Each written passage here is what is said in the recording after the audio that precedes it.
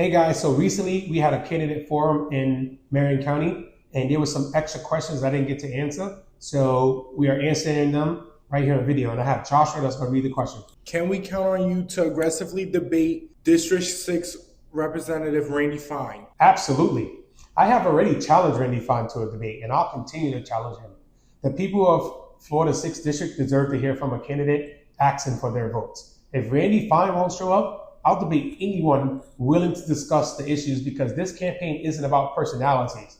It's about healthcare, housing, education, veteran services, workers, and the future of our district. I'm never afraid to debate anybody in my position in public. I recently did it with Dan Belasium in Volusia County, and I'll do it again.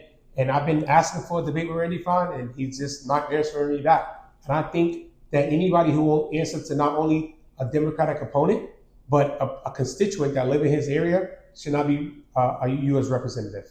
What role should we play in the Middle East, if any? The United States should be a force of diplomacy, stability, and peace, because we are, I think, the number one superpower. But we should support our allies, stand against terrorism, and protect innocent civilians.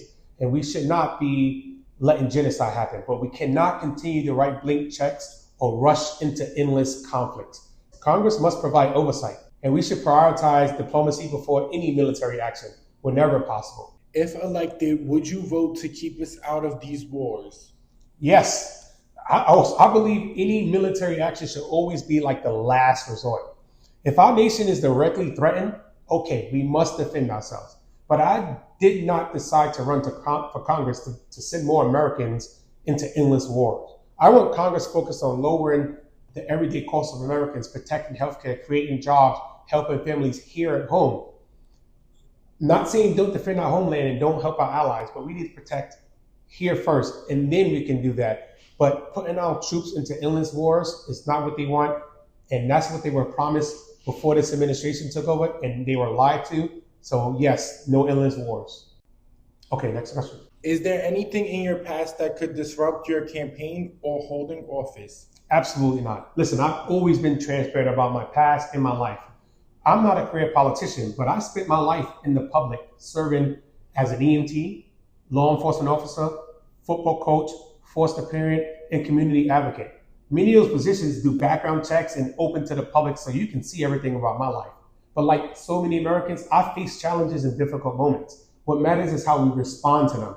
And I've always owned my mistakes, learned from them, and continue serving my community. I've always been transparent about every single thing. There are battles that will come, but if you guys ever want to learn anything that you guys hear, please don't feed into the lies.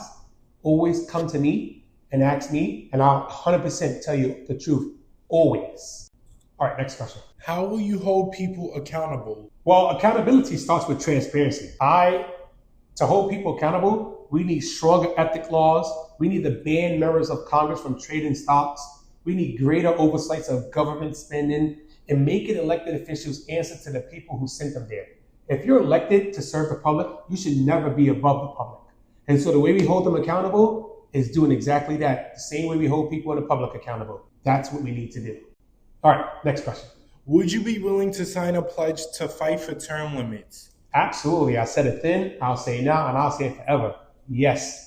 I've supported term limits for Congress because public office should be about service, not a lifelong career. People need fresh new ideas, new voices to strengthen our democracy. No seat belongs to one politician forever.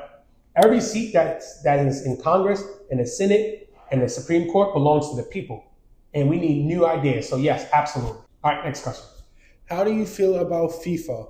Listen, I love all sports. I love FIFA. See, I love what sports can do to bring people together, whether it's soccer, football, baseball, basketball. Sports build communities. It creates opportunities for young people. At the same time, organizations like FIFA should be held to a high standard of transparency and accountability, just like any other institution. So that's how I feel about it. All right, I guess that's the last question. Go ahead. Where do you get your news? That's easy. I try not to rely on just one news channel or one news source. I read everything.